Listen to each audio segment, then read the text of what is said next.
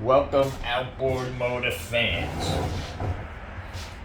Today we're back on the 1958 Johnson CD15. This is a 5.5 horsepower. Already got 3 coats, looks pretty damn good. Gets one more final coat, and between each coat we take 2,000 grit scuff pads. You can buy them at the auto body store. That's where I get them. I buy them by the boxes. And basically we're going to go over before we put another coat. As you can see, it's pretty much smooth and looking good. I could probably buff this out right now and get a nice, clear, beautiful coat. But nope. Got to get one more sanding. Get all the edges good. Make sure you have no buildup of paint on the corners. That's where you're going to see a lot of the problems, and especially on the red, everything's going to show. It's a dark color. The white's done already. There's 4 coats of paint, scuff pad between every coat, and I do this so once I don't see me peeling through the paint and breaking through down to the primer, that will be the final coat. Get all these edges really good. And don't rub on the round parts too much, because you will remove the paint, no matter how many times you coat it. Just go very lightly. There's no reason to put any pressure on your hand whatsoever. We're basically just looking for a uniform, dull finish. We don't want no shiny spots, little dots that are shiny. Break out your 320 sandpaper or 220 sandpaper, whatever you have on hand, and sand out those orange peels. It looks exactly like an orange when you look at it. And yeah, just rub it out, rub everything out. And we'll get the final coat on it. Then we could get the water slides on it. Get this whole motor back together. The motor's back together already, done. The whole motor's been stripped down piece by piece. I have a video. Well, no, I don't have a video. I have a bunch of pictures of the whole motor disassembled, the lower unit, the gearbox, everything all disassembled. This motor I went all out on from top to bottom. The cylinder heads, the pistons were removed, the cylinder head was horned. Rings were in perfect condition. I removed the rings, and the rings are unbelievable. I put them on a gauge. I don't think this motor was ran that much, because there's minimum wear on the rings. Why I opened the motor up, I have no idea. Because the motor did start right up for me.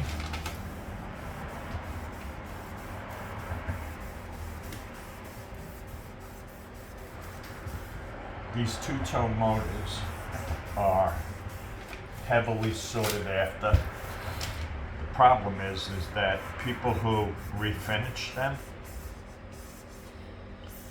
they have no pride in their work, believe it or not. I look at some of these ones that they're restored, they got the lettering on. I blow the picture up. All these corners, no clean lines, nothing. Nothing whatsoever. But they look great from like 5 to 10 feet away, but once you get close, you could see all the little minor imperfections, which you don't want. Make sure you get them all out. I mean, putting this much time into the motor, Why not do it the right way? Why not?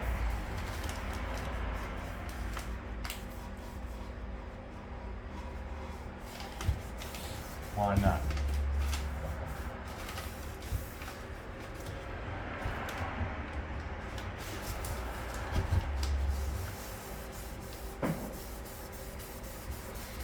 Yeah, once you see it, you see how it's all dull right there now?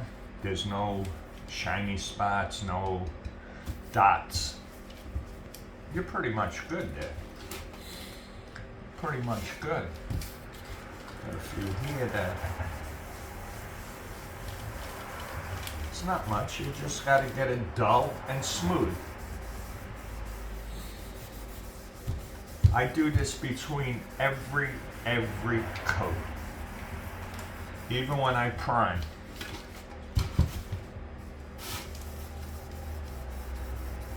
Usually these motors, they get 2, sometimes 3 coats of primer.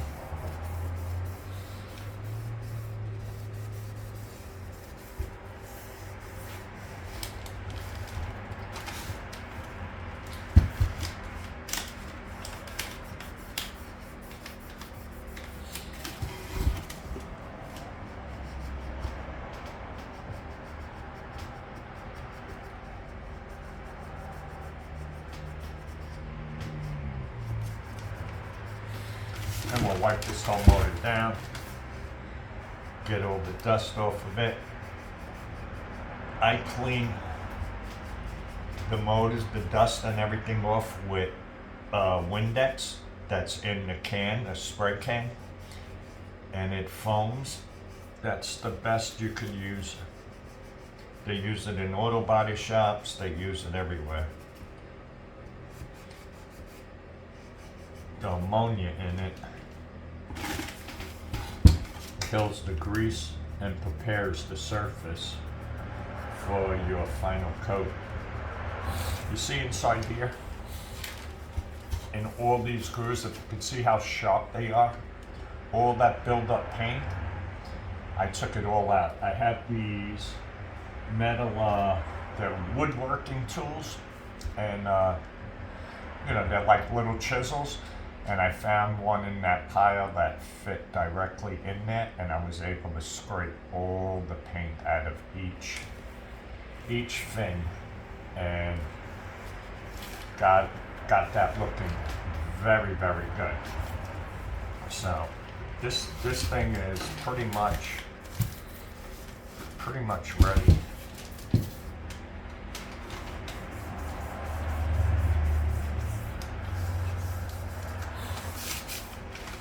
Going to go over one more time.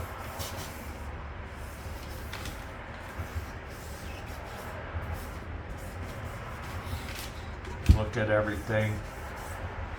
It's nice because the sun's beating right now, and you can really see things.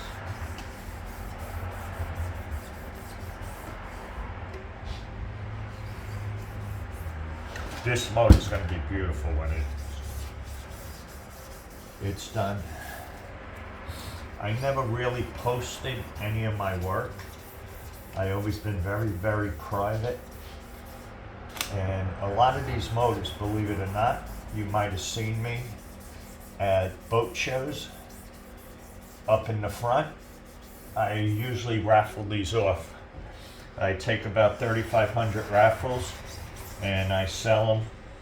If I hit, as soon as I go over 3,000, I'll let the motor go. But if I don't hit 3,000, I'll just bring that motor back to another show, post on my page that the motor did not reach its quota, and we'll need some further ticket sales. But most of my motors, I will not let go for less than 3,000, most of them. Especially these two-tones. And all my motors from the 40s and 50s, I do not let go cheap, sorry. I know you see them online, $200, $300, $500. Be my guest. Go buy them. But you're not getting a minted out brand spanking new motor. That's what you get from me. And believe me, they go. I sell them. Just hold out for your price. You will never ever buy a motor from me for $500. That's for sure. I'd rather freaking keep the motor and use it and enjoy it.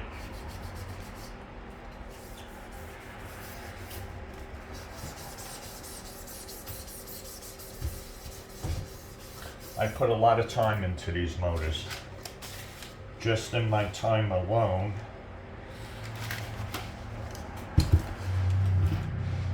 some of these motors have 40, 50, 60 hours of work time in them. Now see, most people would do that. They would take this and say, I'm done. Throw some wax on it, and say, I'm done. The white is freaking done. Well, the white is beautiful under there. It's all done, ready to be buffed out. So that's why I say, if you really think you're gonna get a motor from me for under $3,000 that's fully restored,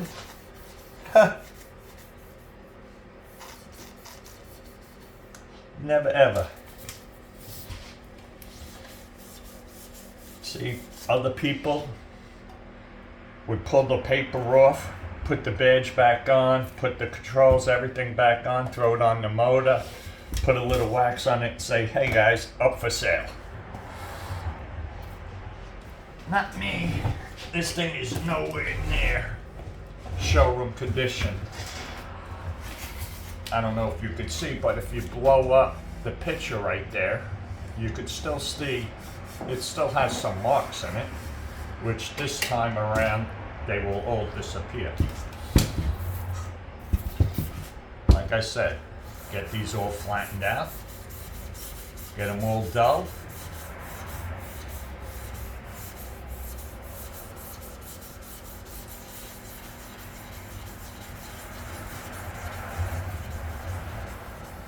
Look how dull that is.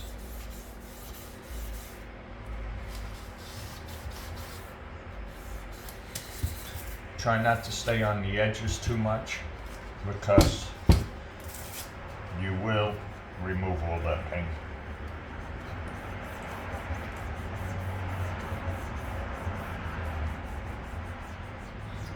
Just take your time. Believe me, you have a beautiful motor. You want people to look at your motor and not say, wow, that's a nice motor. You want people to go look at your motor and say, wow, was this motor ever in the water? That's what you want them to say. You want them to think that they're back in 1958 and this motor is on the floor at the showroom. That's what you want them to think. And it's not that hard, guys. Believe me, just take your time. That's it. Go over it, look at it. Make sure you get all these turning points here. Turning Point, huh? Turning Point USA. Sad what they did to that poor guy. I'm really not into politics and I really don't give a shit what they do. But, to kill a man, take him from his wife and kids, that's very sad. It happens every day all over. You don't even hear about it. Just he happened to be somebody big or something, some kind of politics guy or whatever, I don't know. Well, anyway,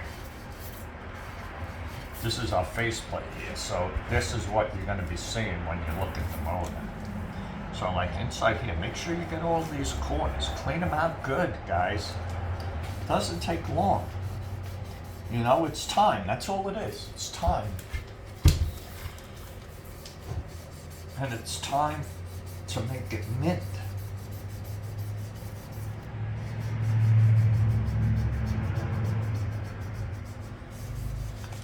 I do these motors for people, and you know, a lot of people send me their hoods.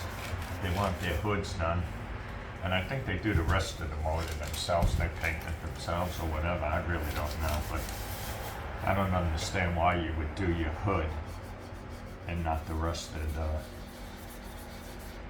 the motor.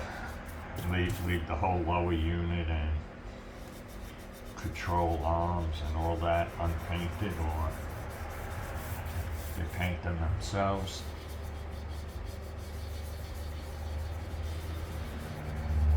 Some people think I'm expensive. Some people think I'm reasonable.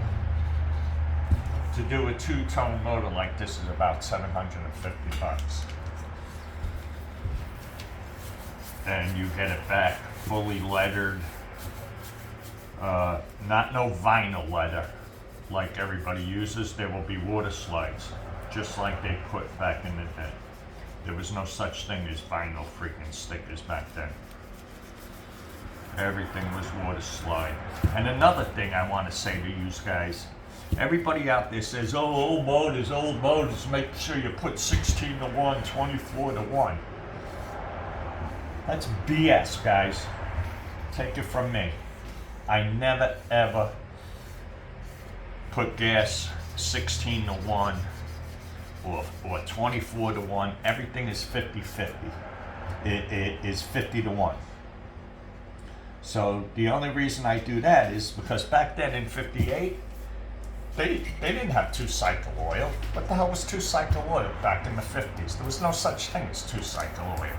They used motor oil. Motor oil. Okay? Mixed in with your gas. Today's synthetic oil, the two-cycle oil, you try putting 16 to 1, brother, they're gonna think you have a smoker on your boat. You're gonna be shooting out blue smoke left and right. I mean, you're not gonna hurt your motor, don't get me wrong, but it's just excess. You don't need it. Go 50 to 1, buddy. A lot of people, they don't tell you back then they used motor oil. Motor oil. It's crazy. I mean, you want to do 16 to 1? Yeah. Get a bottle of oil, motor oil. All right, 30, 40 they call for, or whatever the grade may be. And mix that in with your gas. And there you go, okay? But two-cycle oil,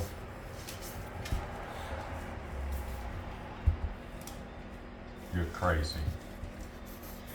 And then if you put 16 to 1. 50 to 1, guys, 50 to 1. You ain't hurt nobody. All these motors here, never ever seen. They seen it back in the day, back in the 50s, but they never ever see it in my shop, that's for sure. I will never ever put that amount of oil.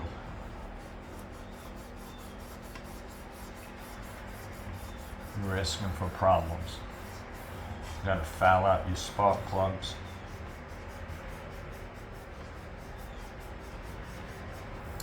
And if anybody wants to argue that fact with me, who thinks they know out there, come on.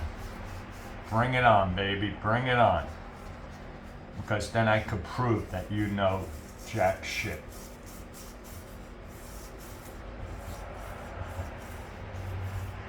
So getting back to the sanding, the final rub down. It's the final rub down. Get this nice and dull. We don't want to see no shiny, nothing that shines. Anything shines, you got a problem. You're not smooth. See what I mean if you stay on the edge too much? Now I gotta hit all those spots 2 or 3 times before I even continue painting. I got the shop warming up right now, actually. I have that gas tank there that gotta go in and get painted. That's for this motor here. It's a double line. I was gonna take the double line out of the motor. I was gonna put a single line in, but for what? I want this baby to be all original. So, I'm not gonna switch up the gas lines. Whoever buys this motor, they're gonna have the gas tank with it. And you wanna know something?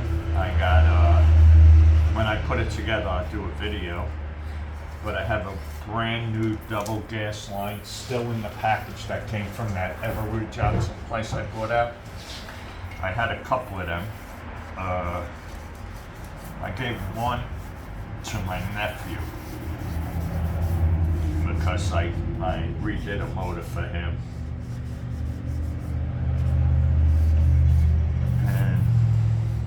And it was a double gas line and he wanted to keep it that way. He wanted to keep it all original.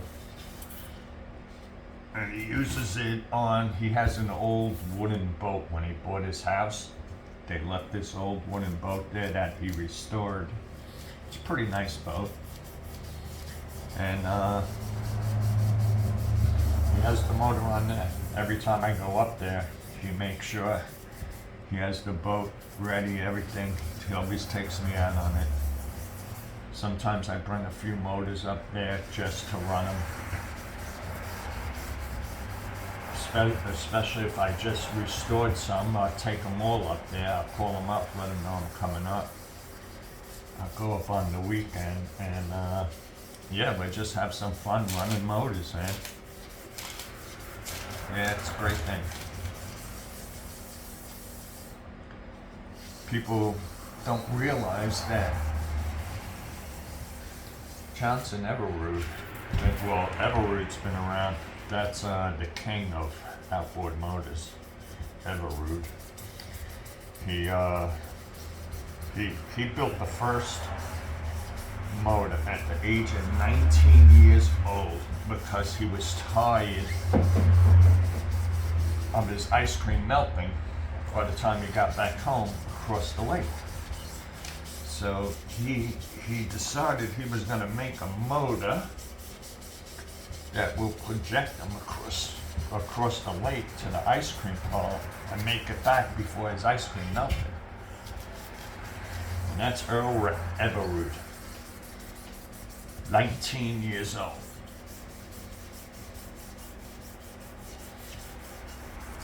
He started the outboard industry. Then Johnson came along.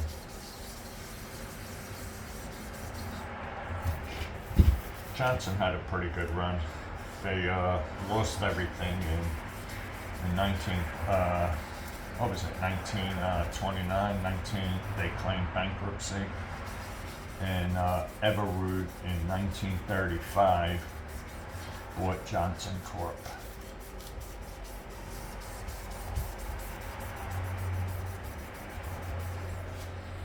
But Everroot, I got a ton of Everroots back there.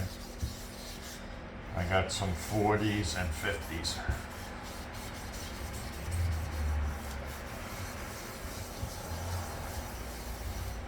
I got quite a few 1940s back there.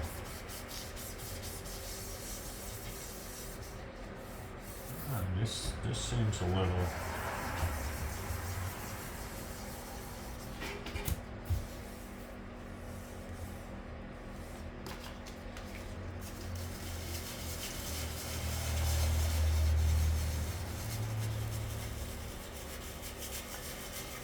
Right there, it seems like a little orange peel. You could see them. See those fats?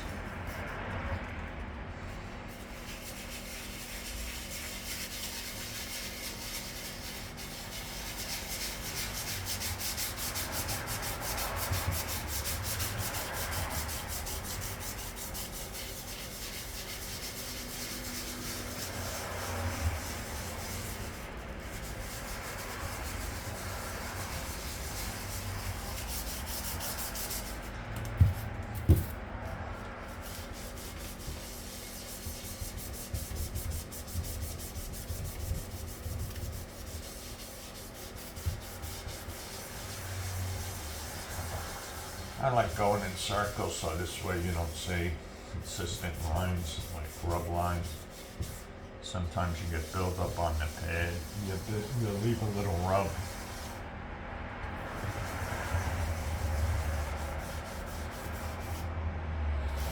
Okay, that looks good now, guys.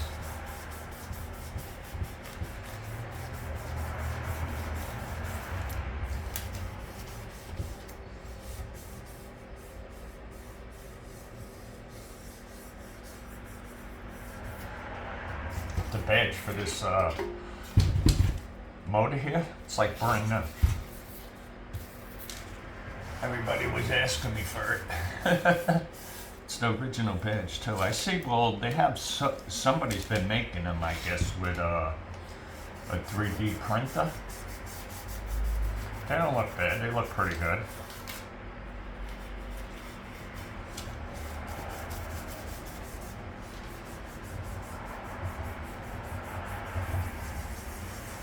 See you guys.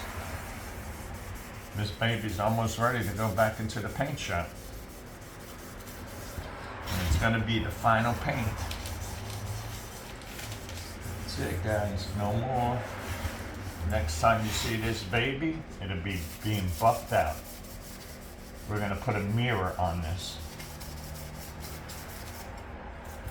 When you look into this mirror, you'll be able to see, when you look into this hood, you'll be able to see the color of your eye in it. You'll be able to see if you have a little freckle on your face, whatever. It'll be like a mirror when I'm done. Now you know why I charge what I charge. And that's without even clear coat. Imagine if I clear coat these babies. That's just the enamel buffed out.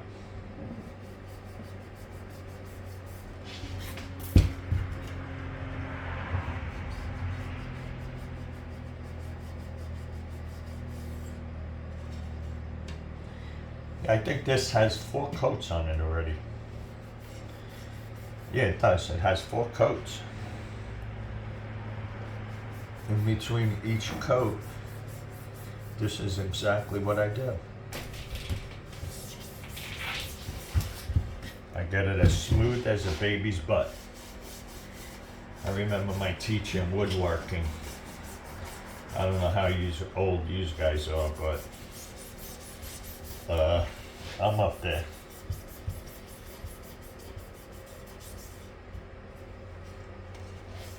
But in the 70s, woodworking shop I had, my teacher would tell us they want that piece of wood to feel like a baby's butt. Now here you are at 10 years old, 11 years old, 12 years old. You're like, baby's butt? You never felt a baby's butt. You're a child yourself. I never got that. But yeah.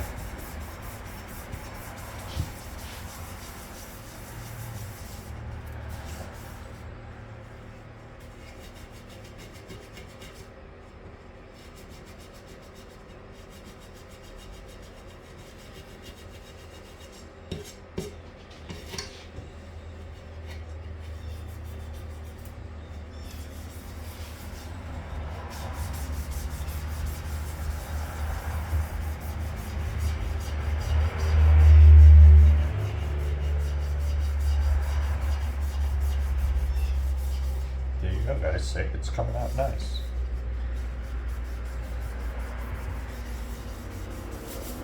The motor itself, the whole lower unit, the motor, everything, it needs one more final coat too. That's all in the paint shop right now. So this motor finally come together. I've been working on this one here for a while. Well, in between other motors. I finished up on the DT10, well, didn't finish it. I'm waiting for the emblems. And that is also in the paint shop because it needs one more final coat. this is where your emblem's gonna go, your starting instructions. They lay it down right in there. And it's funny because it's gonna tell you to put regular oil in it.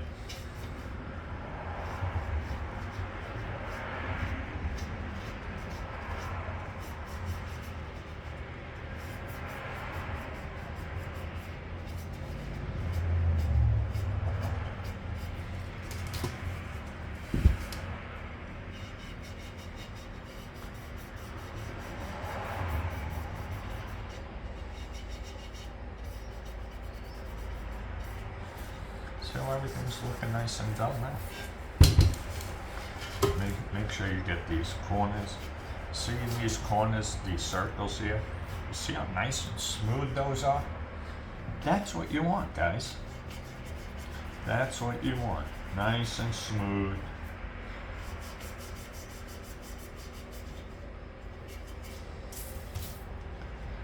Get all these little shiny spots, if there's any. Get them the hell out, because we don't want them.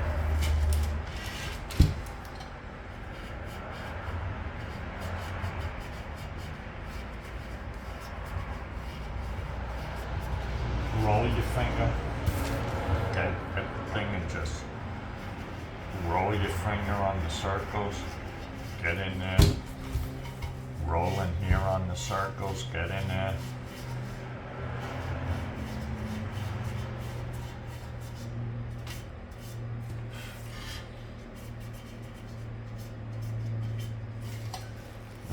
That's looking damn good, guys.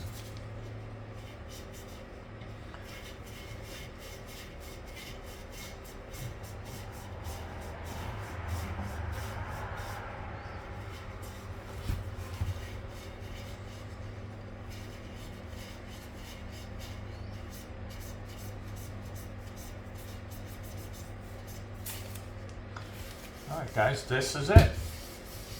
She's ready for her final paint down.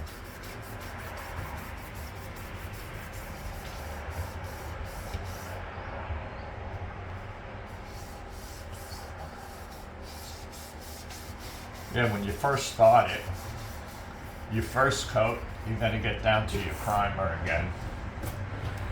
Once you do your rub down.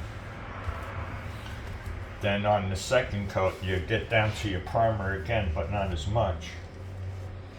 By the time your third coat goes on, what the hell is that? By the time your third coat goes on, you shouldn't even see the primer anymore when you rub down. And then on your fourth, you see right over here, I had some kind of cracking. It was like little tiny boxes that ran along there. I don't know if there was dust on it that fell off from the paper or something that got there. But everything was wiped down. I don't know what happened there, but that had to get sanded down smooth again. So now when we get to the paint shop, we'll touch that up real quick. We'll touch this whole rim up real quick. We'll touch all this up. All this up. We'll let that dry. We'll hit it again. We'll give this 2 coats.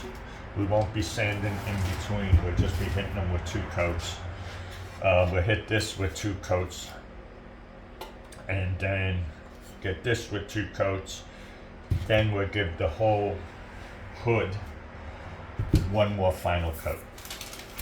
So guys, I hope you understand how to do this. It's very easy. Doesn't take much effort. For some reason it's like not there. Here we go.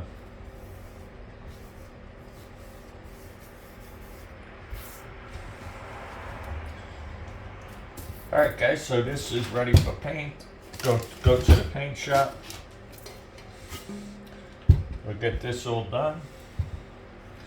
Then we'll get a video of it being buffed out. I got my gas tank. My gas tank that's for this motor. We get the new gas. This whole thing was rebuilt from all new diaphragms, plunger. I had a new gas filter down in my shop, so the one that came out of here wasn't too bad, but this is brand new. And since I got the tank's all pretty much done, and if you could see inside, well, now there's paint in there, but the inside is like mint. There's no rust, nothing. We put vinegar in there. We filled it up with, we put 3 gallons of vinegar, filled up the rest with water. I would take my pressure washer every once in a while and just stick it through here, circle around. And I left that for 2 days in here and cleaned it out. Threw 1 box of baking soda in there. I had a big, it's not in here, it's in my shop, but I got a brush that you could bend, it's metal, and I just kept brushing everything around, cleaning it up, and then drained it out, and the inside looks brand new. So that's why I'm throwing the new gas filter on, the gas screen on, but it goes right there, and this baby's all ready to go back on. We got our gas cap. This goes on to the gas tank. It mounts onto the gas tank. I made a new gasket already. I just got to punch out the holes for the bolts. I'll do that later. All the bolts are painted.